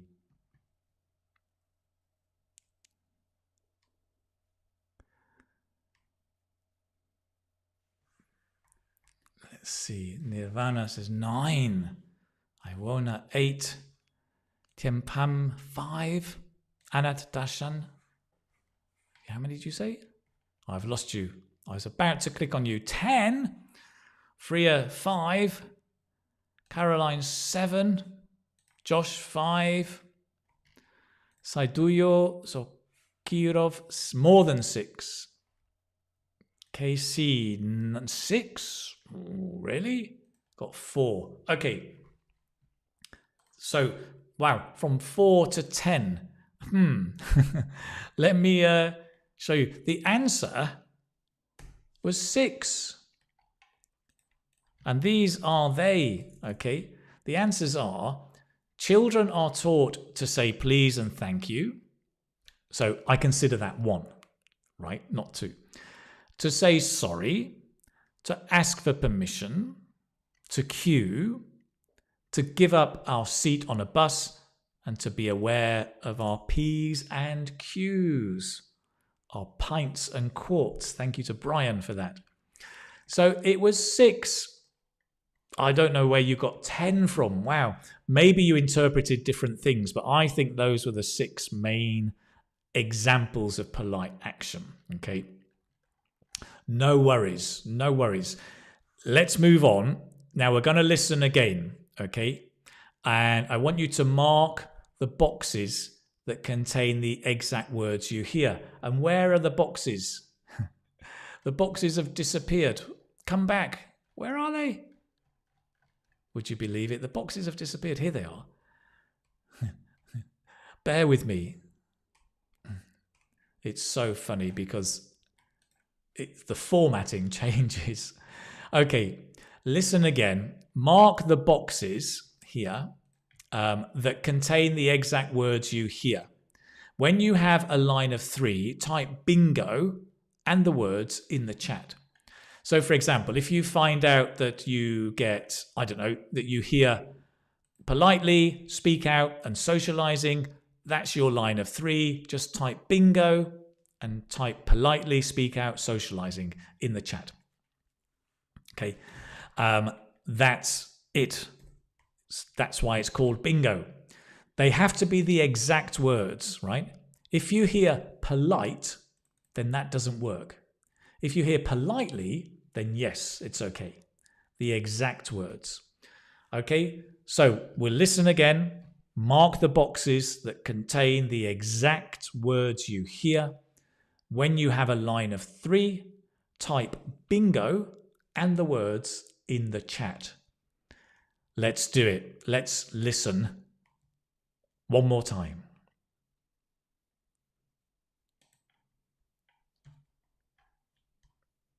English people, generally speaking, put great emphasis on politeness when raising their children. Children are taught to say please and thank you for absolutely everything. We're taught to say sorry, even if someone bumps into you and it's their fault. It's common courtesy to ask for permission for anything and everything. Oh yes, and we are taught to queue. And the biggest sin in England is to jump the queue. But of course, no one will say anything if you jump the queue, because everyone is too polite to speak up. It would be ruder to embarrass the queue jumper than it is to jump the queue. We are taught to give up our seat on a bus for other people who may need to sit down, and in general to be aware of our P's and Q's. Some say this culture of politeness has gone too far. The British lack sincerity and honesty with their courteous remarks. Well, maybe. But you know, it's mostly just a way of smoothing social interaction. It's our social etiquette. Basically, we fear conflict and want everyone to be happy. Admittedly, this does result in a theatre of over-politeness when two British people interact. For example, "Sorry, is this seat free?" "Yes, it is. Oh, I'm sorry, I had my bag on it." "Oh, no problem, thank you, if you're sure it's free." "Yes, absolutely, no worries at all." I can find another seat." No, really, it's fine." "OK, if you're sure, thank you." "You're welcome, anytime." So there you have it, British politeness. So thank you for listening, and I'm terribly sorry for taking up so much of your time. I'm terribly sorry. Great. Okay, excellent. We got loads of bingos. Lots of you. I'm not sure who was the first. Let me find the first bingo. The first bingo was Kathy. And she got courtesy. But what are the others? Brian, over politeness, bumps into courtesy. Oh, not quite. Nigger, bingo, but what are the words? Ooh, no, not quite. Not quite. No, bingo, bumps into is one of them. Sana says bingo, bumps into our P's and Q's. Oh, who's the first one? Aha.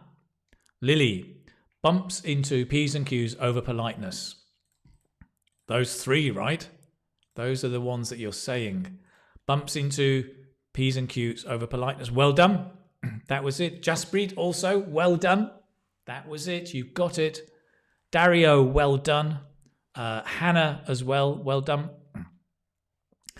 Brilliant. A lot of you, okay, have got it as well. Timur as well. Brilliant. Well done. Therese got there. Nice. Lovely to see you, Therese.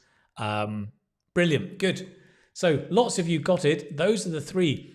It wasn't courtesy. Not well. Okay. They said common courtesy.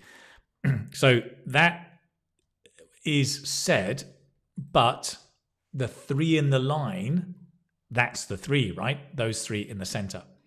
Let me play it one more time to you, and I'll just show you, or I'll nod when the answer comes up. Let's do it. English people, generally speaking, put great emphasis on politeness when raising their children. Children are taught to say please and thank you for absolutely everything. We're taught to say sorry, even if someone bumps into you and it's their fault. It's common courtesy to ask for permission for anything and everything. Oh yes, and we are taught to queue. And the biggest sin in England is to jump the queue. But of course, no one will say anything if you jump the queue, because everyone is too polite to speak up. It would be ruder to embarrass the queue jumper than it is to jump the queue. We are taught to give up our seat on a bus for other people who may need to sit down, and in general to be aware of our P's and Q's. Some say this culture of politeness has gone too far. The British lack sincerity and honesty with their courteous remarks. Well, maybe. But you know, it's mostly just a way of smoothing social interaction. It's our social etiquette. Basically, we fear conflict and want everyone to be happy. Admittedly, this does result in a theatre of over-politeness when two British people interact. For example, "Sorry, is this seat free?" "Yes, it is. I'm sorry, I had my bag on it." "Oh, no problem, thank you, if you're sure it's free." "Yes, absolutely, no worries at all." I can find another seat." No, really, it's fine." "Okay, if you're sure, thank you." "You're welcome, anytime." So there you have it, British politeness. So thank you for listening, and I'm terribly sorry for taking up so much of your time. So polite. There you go, that was it. It wasn't courtesy, it wasn't a common courtesy, it was courteous. Courteous, the adjective, which you may remember from right at the very, very start. Courteous. It was this word, right? Courteous. Courteous, not courtesy. This is the adjective. So, excellent, good. Where are we? Here we are. That was it. I'll just go through and you can read and watch at the same time. This might just help you with your listening skills. It is very important when you're listening to listen as many times as you can. I know it takes time, but that's going to help you I think when you first listen, to try and pick out the main idea, like the number of actions that were polite, and then picking out individual words, picking out collocations and building the whole meaning. So the more you listen, the better, really. So one last time, and listening and reading at the same time is a very powerful exercise to help you connect the sound with the written word, because often they're not the same, right? So let's do that one last time. Here we go. English people, generally speaking, put great emphasis on politeness when raising their children. Children are taught to say please and thank you for absolutely everything. We're taught to say sorry, even if someone bumps into you and it's their fault. It's common courtesy to ask for permission for anything and everything. Oh yes, and we are taught to queue. And the biggest sin in England is to jump the queue. But of course, no one will say anything if you jump the queue, because everyone is too polite to speak up. It would be ruder to embarrass the queue jumper than it is to jump the queue. We are taught to give up our seat on a bus for other people who may need to sit down, and in general to be aware of our P's and Q's. Some say this culture of politeness has gone too far. The British lack sincerity and honesty with their courteous remarks. Well, maybe. But you know, it's mostly just a way of smoothing social interaction. It's our social etiquette. Basically, we fear conflict and want everyone to be happy. Admittedly, this does result in a theatre of over-politeness when two British people interact. For example, "Sorry, is this seat free?" "Yes, it is. I'm sorry, I had my bag on it." "Oh, no problem, thank you, if you're sure it's free." "Yes, absolutely, no worries at all." I can find another seat." No, really, it's fine." "OK, if you're sure, thank you." "You're welcome, anytime." So there you have it, British politeness. So thank you for listening, and I'm terribly sorry for taking up so much of your time. So there you have it, the British politeness. A bit of a stereotype, I must admit. Okay, excellent, good. Excellent. Over politeness is good culture. I adore British people for their politeness. Okay, excellent, good. So that's the listening. Now then, I'm going to move on quickly because I've realised what time it is. We've had a dad joke, the bad one. We've had a listening there. We're going to finish up with a game of Kahoot. Last activity to review some of the vocabulary. If you don't know how to play, you need either on a different tab to go to kahoot.it or download the app on your phone and you can play there directly. I'm going to set it up right now and just get us going on Kahoot. Let me just log in and we can play in one moment.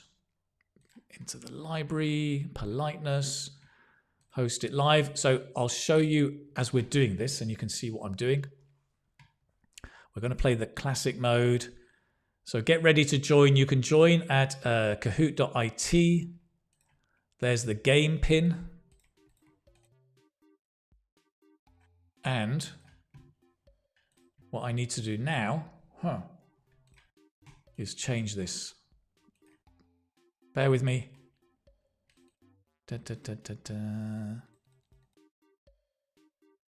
So you go to kahoot.it. The game pin is 899841. 899841. And that's the pin. You put in your name and you can start to play. Thank you, Burns. You're ahead of me. You're there.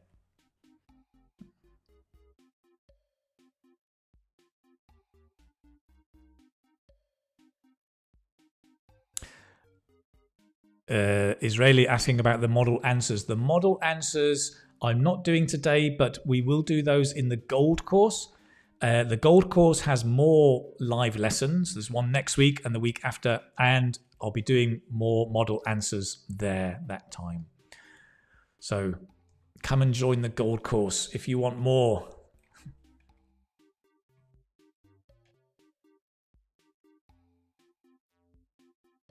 So I'll just give you a few moments to join up. Don't worry if you can't get in. You can put your answer in the chat as well. Quay Ann says, I've had an IELTS test today with the topic about your home, favorite room, where you usually go shopping. Good luck. I hope it went well. Good luck with the result. Sana, your first day. Thank you. I'm glad you're happy. Okay, let's get started. Let's play.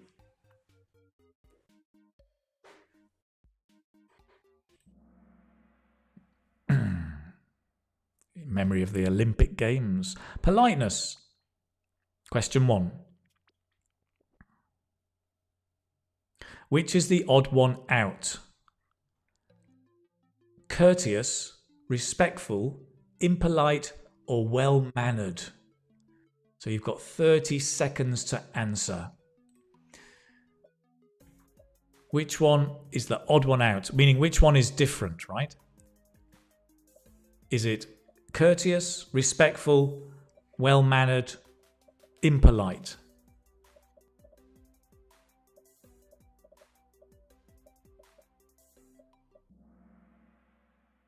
Right. So, oh, interesting. So most of you had the right answer, was impolite. The others, courteous, respectful, and well-mannered, are all very similar in meaning. That you are polite. The opposite, impolite or rude.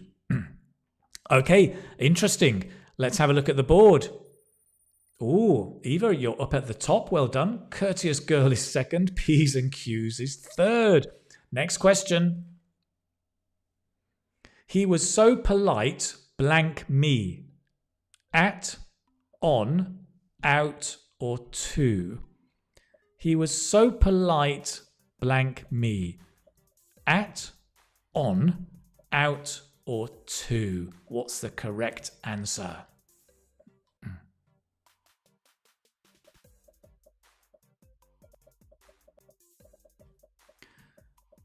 Angie, well done.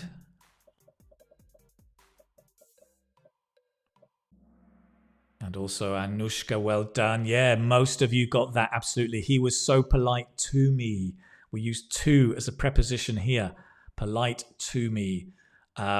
Excellent. That was it. That's the only answer. Where's the board? Wow, so the top is the same, second is the same, and flower has moved into third place. Here's question 3. Which is the least polite? Will you turn down the volume? Turn down the volume. Would you mind turning down the volume? Could you turn down the volume? Which is the least polite?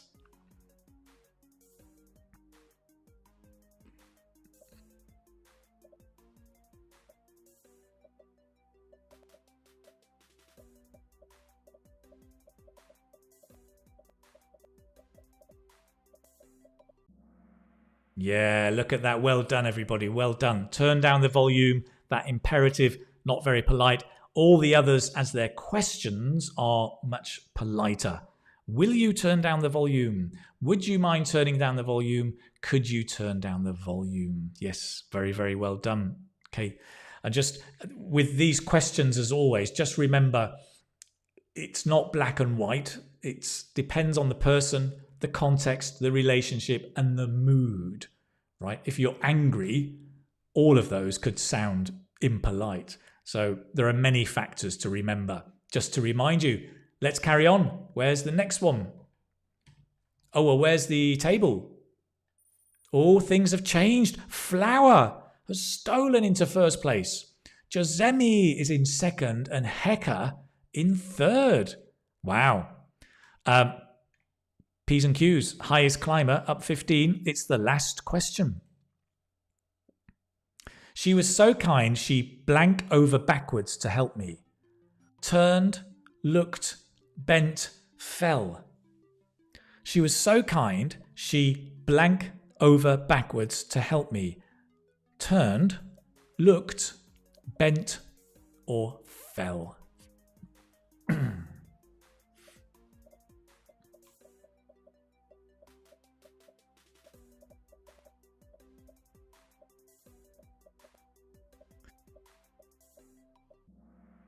Excellent. Well done, Caroline and Angie, and also the vast majority of you here. Yes, she bent over backwards. She made a big effort, right? Remember, to bend over backwards is to make a big effort to help or to be polite. She was so kind, she bent over backwards. The others don't work. Okay, let's see the podium, the final score. Third was Heka.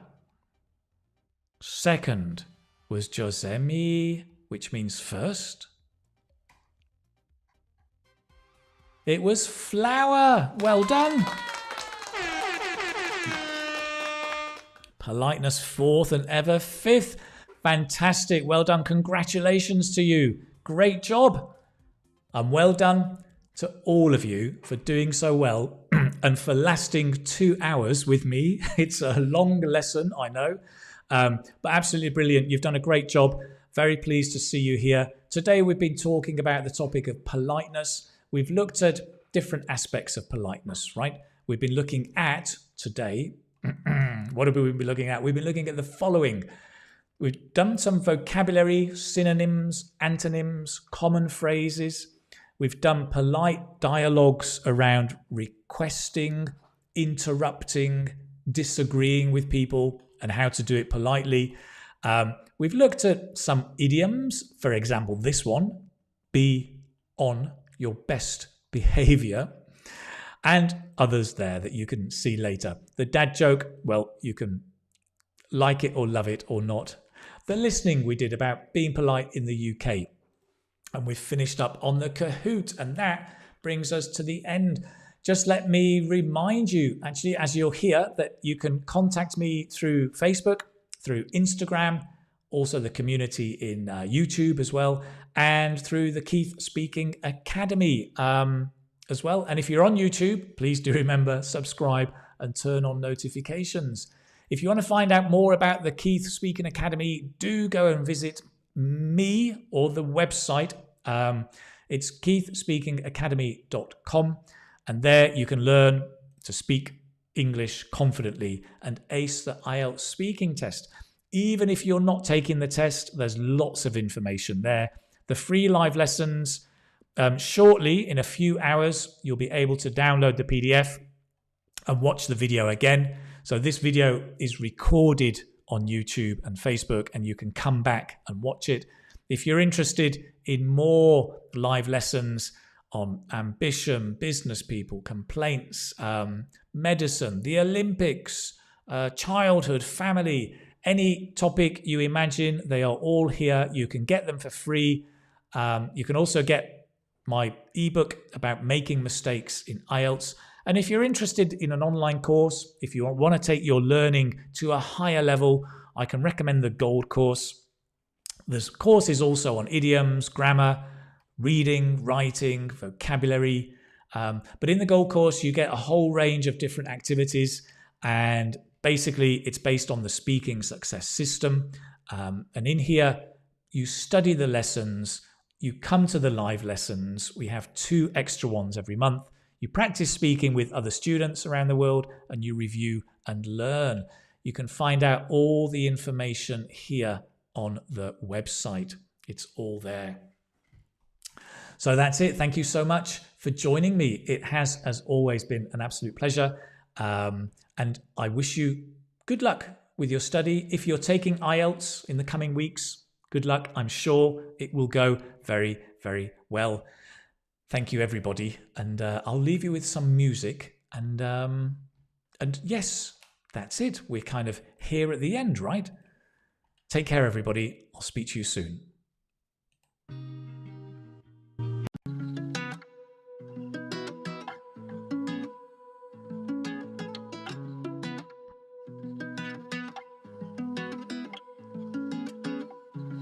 Mom came home, an envelope inside. Thank you, Leila. Emily asked, will you open it tonight? Lovely, thank Plans you. were made, a farewell soon. Emily My pleasure, playing Bella. beneath the moon. Oh, I got the job from Manchester to DC.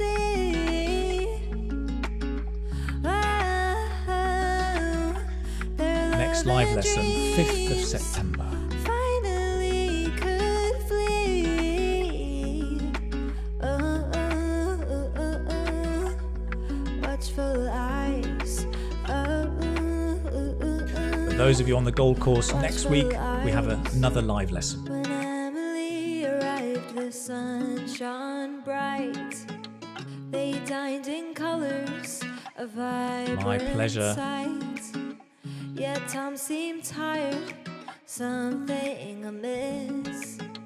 A friendly face, maybe a hidden kiss. Oh, I got the job from Manchester to DC. Welcome, Fizar. Oh, Enjoy your holiday, Daniela. and dreams And you too, Ibrahim. finally could flee. Watchful eyes. Welcome, Watchful Priska. eyes. Watchful eyes. Changes in routine. Emily's heart sensed something. Esther, you're unseen. welcome. New York flight secrets untold. Their bond once warm now felt cold. Emily packed, leaving Tom alone Nice to see you, Amaryllis. in this new city, far from home. A door closes and tearful goodbyes. Their future now under watchful eyes. Watchful eyes. Watchful eyes. Thanks, Annette. Watchful eyes. Watchful eyes.